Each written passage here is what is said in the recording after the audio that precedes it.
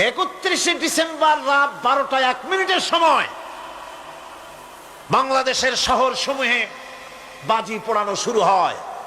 কথা ঠিক কিনা? আমি জিজ্ঞেস করতে চাই, এটা কি খ্রিস্টানের দেশ? জোরে বলেন, এটা কি খ্রিস্টানের দেশ?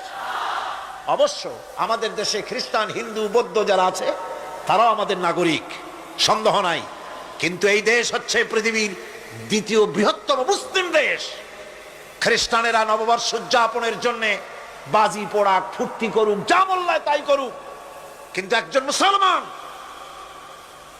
এই নববর্ষ উদযাপনের জন্য বাজি পোড়াতে পারে না, বোমা ফুটাতে পারে না, ফুর্তি করতে পারে না।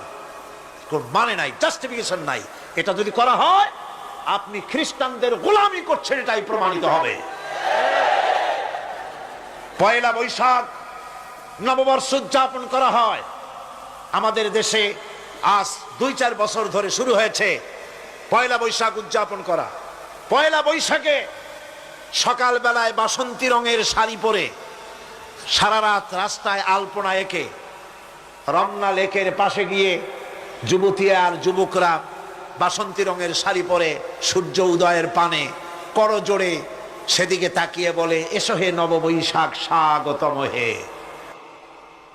বৈশাখও বলে, বাবাজিরা আমারে ডাকতেছো? ওয়েট এন্ড সি, অপেক্ষা করো, আসতেছি। যে বৈশাখকে ডাকা হলো, স্বাভাবিক বৈশাখ কাল বৈশাখীর রুদ্র রূপ ধারণ করে 180 মাইল স্পিডে এসে বাড়ি ঘর কল কারখানা ভাঙ্গা জনমের মতো স্বাগতম হে।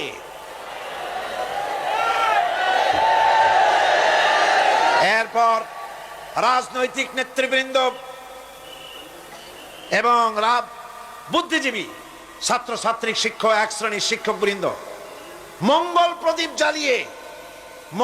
প্রদীপ জ্বালিয়ে দিনের সূচনা করেন।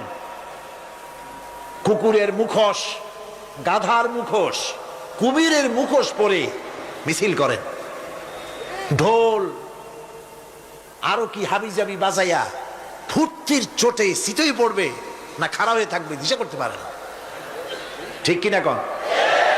আমি জিজ্ঞেস করি, পয়লা বৈশাখের সাথে উদযাপন, নববর্ষ উদযাপনের সাথে মুখোশ পরার সম্পর্ক কি?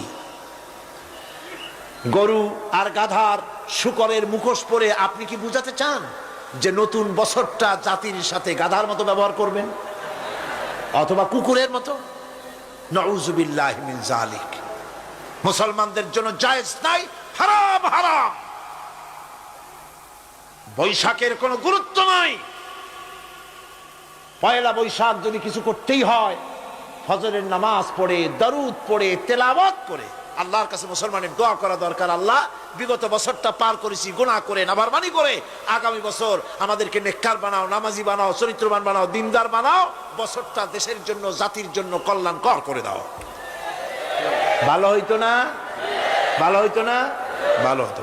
কিন্তু কপাল খারাপ, সংস্কৃতির নামে আসছে বেহায়াপনা।